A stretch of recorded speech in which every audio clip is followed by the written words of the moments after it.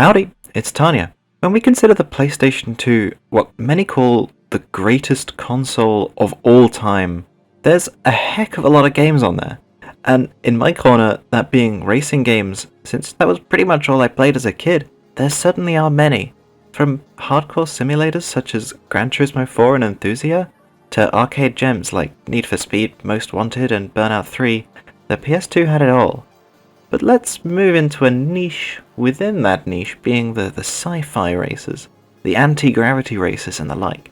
You had, of course, the grandpappy of the genre, WipEout, with Fusion and the Pulse port, but there were many others that were a bit more out there. Extreme G, HSX, Hypersonic Extreme, and the one we're going to look at today, Hresvelgr, or as you might have known it, Jet Ion GP. This game was developed by Gustco, who are famous for making the Atelier series of games, and a couple of anime games. This was the only racing game they've ever done, and I'd love to see a remake or remaster of it. It first came out in Japan as Hresvelgr, but then they released another version of it called Hresvelgr International Edition, which was launched in Europe as Jet Ion GP and maybe in other places too. I'm not sure it was ever released in USA. If I were to summarize it, I'd say, I love everything about this game, but at the same time, oh boy, it's flawed. So what is it about? In the far-off future of, like, 2100 or something, cold fusion was invented by companies, but they kept it hidden for years, in these small outposts containing energy stored on huge ribbons. Some guy named Jet Jevons finds out about this and builds a fighter plane capable of sucking the energy out of these bands and takes it to the corporations. Years later, in honor of Jevons, a racing series is created along bands of energy just like the originals. So, you have a big old plane, except without any kind of fuel tank. The only way you can gain power is by being close to the energy band. So you have an incredibly interesting piece of game design. You can choose to follow the band and have the most raw speed or power, or you can try and take shortcuts, situating yourself further away from the band, but hopefully surviving long enough to cut to a later part of the track. It's sort of like an intentional version of an unintended side effect brought on by Gran Turismo 4's lack of track limit policing. Say you're taking on the Mulsanne Straight at the Circuit de la Sarthe, and a chicane is coming up. In most of the races, you have a choice. Take the chicane, or just cut over the grass and sand. Of course, the latter is more unpredictable. You could spin out, but it could save you time. Yet in Hresvelgr, it's an intentional part of game design. By default, your craft is pretty easy to control. Turning left both rolls and pitches it such that you get a smooth turn, so you can't really go upside down. The craft automatically follows the track to a small extent. It's sort of on rails, like Star Fox, a game I've never played but have had described to me as on rails before. But this mode is for weaklings. Real chads go down to the options and turn all of that off. If you've ever played Ace Combat and thought, what if those canyon runs were the whole game? Then you're in luck, because this is kind of like that. You have full control of your craft, which means, of course, you have no control over your craft. It takes some getting used to. Here's a hot tip. Use the brakes and use your yaw a lot. If you press both at the same time, you can do something not too dissimilar from a handbrake turn. Now, there are in total 15 tracks in 5 locations, so that's 3 in each location, and there's also a bonus track for split screen, but since I am alone, I haven't played it. And that sounds pretty good. I mean, I love locations with multiple layouts, so that's great, right? Well, unfortunately, a lot of those tracks are very similar. They wind through the same locations, so many of the same turns will be repeated. Some of them are just reverse versions of existing tracks. So the quantity isn't amazing, but what about the quality? And I have to say, these tracks, for the most part, are beautiful. Aside from a few N64 looking textures on flat terrain in places, there's a lot of detail for a PS2 game.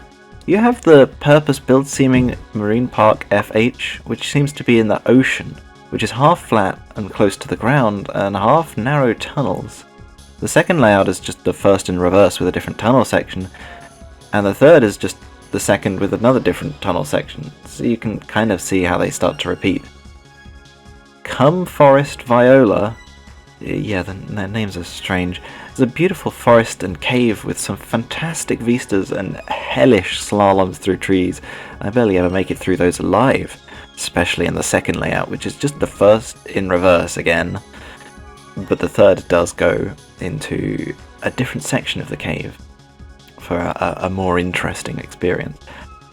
Luminous Bay area is mostly inside a building with an outdoor section high above a city at night. The indoor section is a tunnel run with chicanes, and if you've ever played an Ace Combat game, you'll feel its difficulty. Woodstock Plains is on a remote outpost with some kind of radio jamming, meaning certain weapons are unavailable. It also stays close to the ground aside from the third layout's rollercoastery section, which is devilishly designed. It also goes into a very tight and narrow section with its own slalom. Bramble Yard is on an even more remote outpost in like a rocky desert mountain. This set of tracks is the longest and hardest, winding through narrow gaps in mountains and industrial pipes, and then shooting up to an incredibly high altitude. Though you'll have to get used to seeing these tracks over and over a lot, because let's move on to the campaign, which consists of 6 championships, each of 5 racers going through each location in turn. Before you race, you do a qualifying lap to figure out where you start and also get some practice in. You're going up against 15 opponents, but only 8 can qualify, so you need to make a set time in order to actually start the race, but you can just try again. And then it is time for the race. In the first, second and fourth championships, you do 3 laps. In the third and fifth championships, you do 6 laps, and in the 6th championship you do 9 laps. And that means your races will be long. You do the first 5 tracks for 3 laps, and then the next set of 5 for 3, and then 6, and then the last for 3, and then 6, and then for the final cup it's 9 on a selection of tracks from previous cups. And that is a way to get bored quick of the same sights and sounds. Though the music, I have to say, is incredible, and while the sound design of the game is mostly just the hiss of your engine, I could listen to that music for ages. Each track location has a song attached to it, and each song has one normal version and one remix for the last cups. There are the smooth chord pads of the menu themes,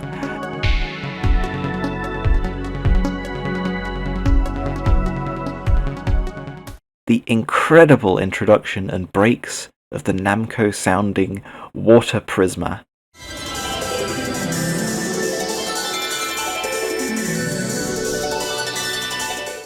And its remix, Charat X Pris Remix.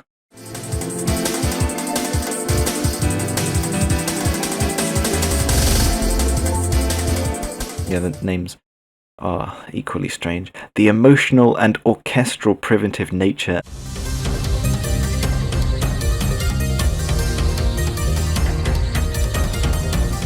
And its hype remix, Deep Forest Nature Remix.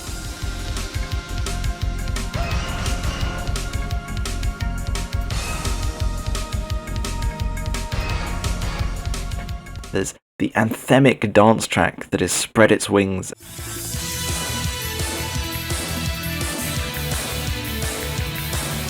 And its disco-inspired Flying Ship Wings remix.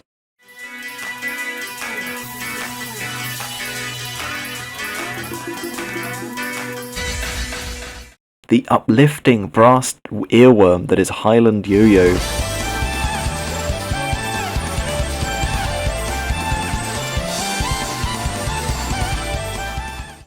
Which fits the fact that it plays during the last race of the championship, or its remix, Got Devil Yo-Yo remix, which goes completely insane.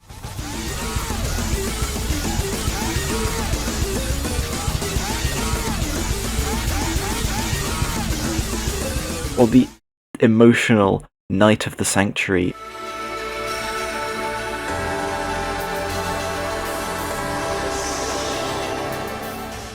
And the chiller, The Last Flight Sanctuary remix.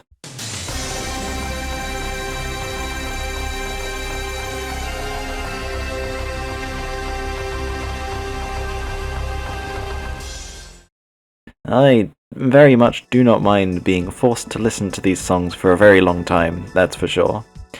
What I would give to have access to the original mixes of these songs, or to be able to rip them directly from the disc. Oh. Now, when playing the campaign, you'll find an issue other than its length, however, which will be covered in the ships, which are actually very cool. There is more than one style going on here. Gust, Weimar, and Velvet Works, among others, look like they're done in a completely different style to CNM, Xenom, and Hector, for example. And so one could genuinely believe that they are made by different companies with different design philosophies. Unfortunately, the balancing is worse than 3 clowns on a seesaw. As you progress, you unlock better teams, which means using anything other than the one you just unlocked is very difficult. It also means that before you unlock those teams, they're gonna menace you and race you like heck. That means that AI are actually quite fun to race against most of the time, especially when you're in something that's not quite up to speed. The stats for Velvet Works, for example, are objectively better than those for pretty much everything else. I guess they're the Red Bull Racing of the Hresvelgr world. Quite often in the longer races, you might end up lapping the Xenom or CNM AI ships because they just cannot keep up with the rest of the AI. They all have their own unique stats, of course, but some of them have unique weapons. Gust, for example, has its own sort of Gust turbo, which you can use, which does make them quite unique.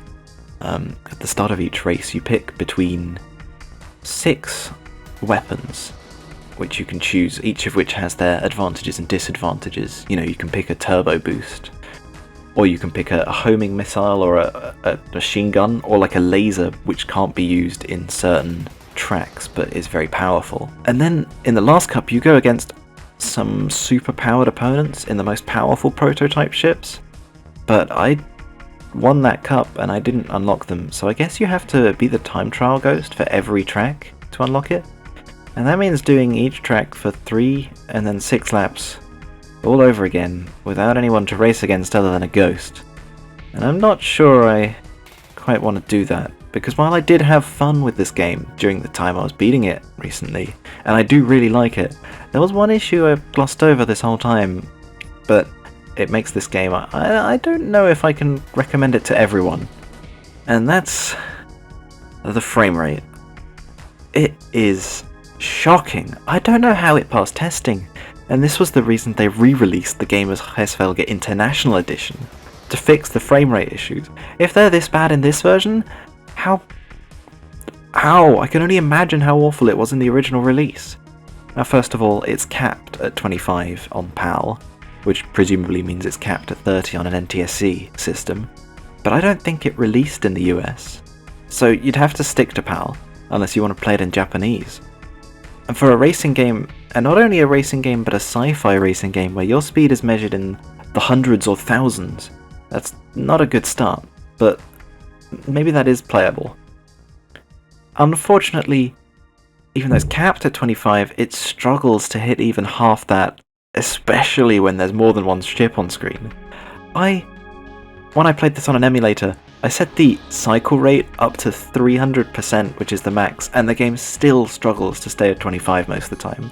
It averages around 17 frames per second.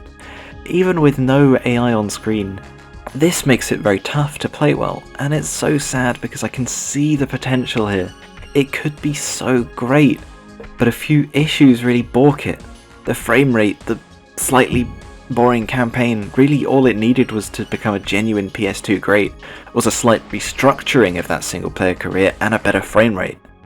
Now, I know it didn't sell well, and I only got it when I was younger because I saw it in the second-hand shop for a low price, but I really think this could have been incredible. I'd love to see a remaster or a remake, or even just a mod for the original ISO that fixes the frame rate. Which is why I have to say Jet Ion GP is probably the most underrated racer for the PS2. Signing off, Tanya.